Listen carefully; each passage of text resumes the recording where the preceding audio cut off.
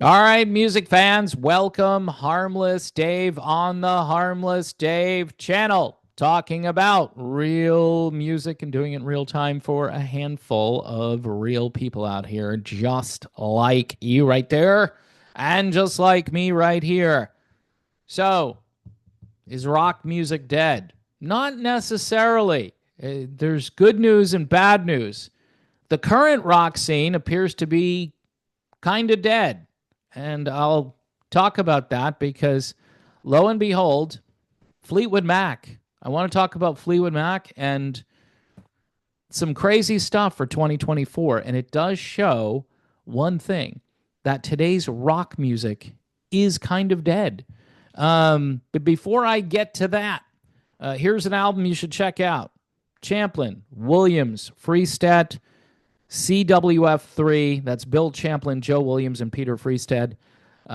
Peter is this great guitar player from Sweden, and these guys now have teamed up for 3 albums. This features the should have been number one song, Carrie, which features the great Jason Scheff on lead vocal with Bill Champlin. So that was kind of a reunion between Bill and Jason. Phenomenal stuff. It kind of speaks musically for itself. If you like this style of music, Chicago, Toto, that kind of stuff, here it is. Here it is. West Coast, boat rock, whatever you want to call it. I hate the yacht rock thing. I still do. And yeah, eventually I'll watch the documentary. I hear it's really good, but just not a fan. I'm like Donald Fagen. I just don't call it that. It's music. It's good music played by really good musicians. Anyway, that's a tangent. Speaking of yacht rock, and even though I don't like that designation, Fleetwood Mac and their album Rumours was the highest, now listen to this, was the highest charting rock album on Billboard's 2024 year-end chart, landing at number 34. Not a compilation album, just an individual album that came out in 1977, considered a masterpiece by most people, right? People with a brain. It's a masterpiece. Hit number 34. Other albums that did well: Elton John's greatest hits collection called Diamonds.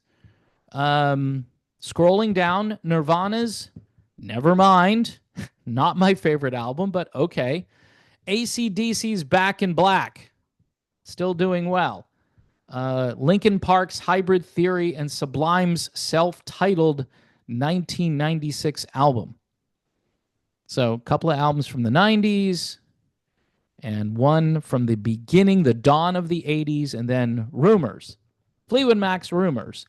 Now, if that were ever an argument for a Fleetwood Mac farewell tour, reunion farewell tour, whatever you'd like to call it, with the surviving members, I know people are going to say, don't do it.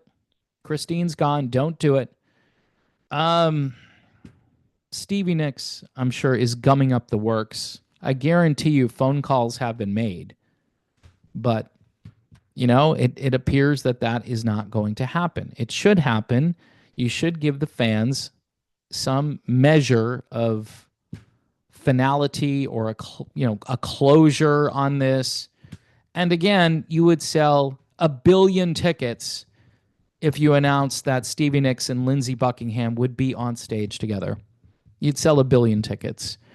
And even if they can't sing anymore. So this article says, in a year dominated by pop, country, and hip hop. Now, it's funny because country has largely become pop and hip hop, at least the stuff that's on the radio. So it's pop, country, hip hop, pop, and hip hop.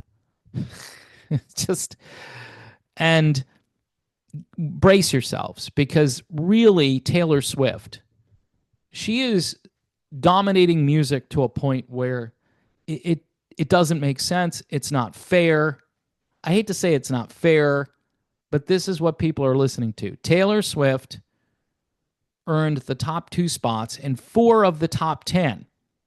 And I don't listen to Taylor Swift. I don't know her albums, but the Tortured Poets Department, 1989, number 9 with Lover, and number 10 with Midnights.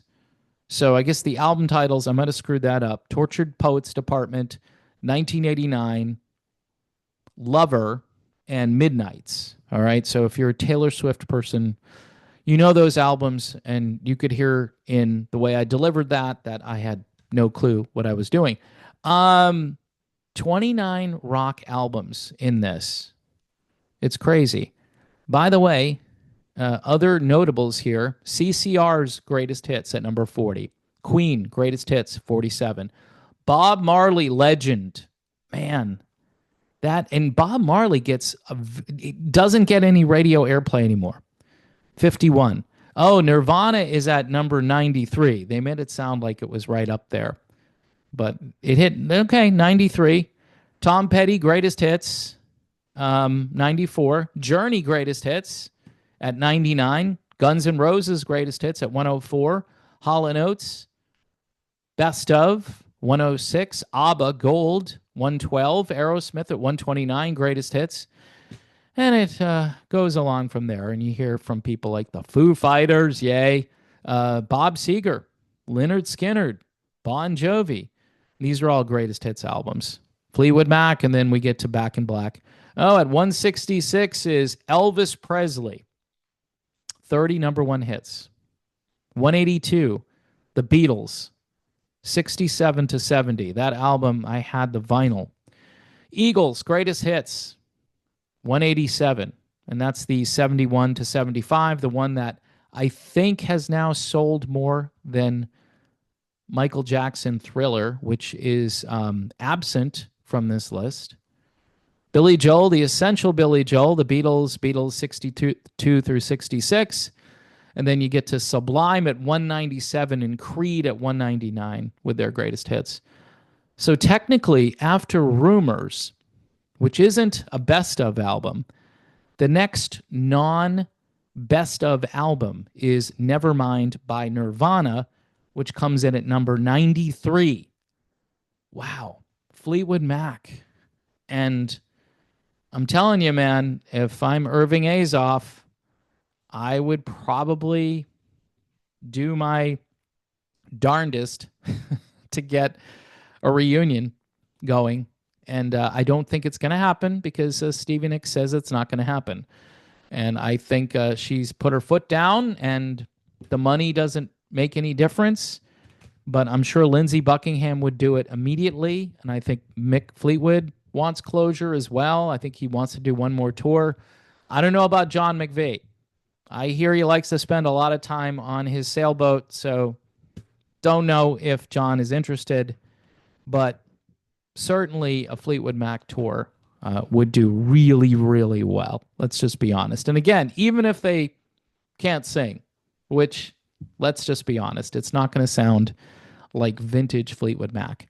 But these guys here, they're pretty vintage. Even Bill Champlin, who's up there in years, still sounds like Bill.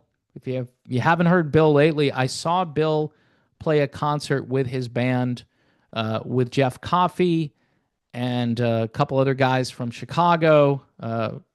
So that was a great show. The band is called The Players, and they were just fantastic. Anyway, Bill still sounds great, still got his crazy sense of humor. He's just a good dude, and he should be in the Rock and Roll Hall of Fame with somebody. Why he's not in the Hall of Fame? It's ridiculous, folks. Bill Champlin, not in the Rock and Roll Hall of Fame with anybody. Sons of Champlin. I mean, I know a lot of people don't know what's Sons of Champlin. All right, folks. Anyway, I've babbled enough. Please follow me here. Subscribe. If you can help me out via Patreon or also through Buy Me a Coffee. This channel is here. I'm building from the ground up again. So if you can help me out with those two things to support the channel, that would be very helpful. In the meantime, lobby your congressman and see if we can get a Fleetwood Mac reunion going.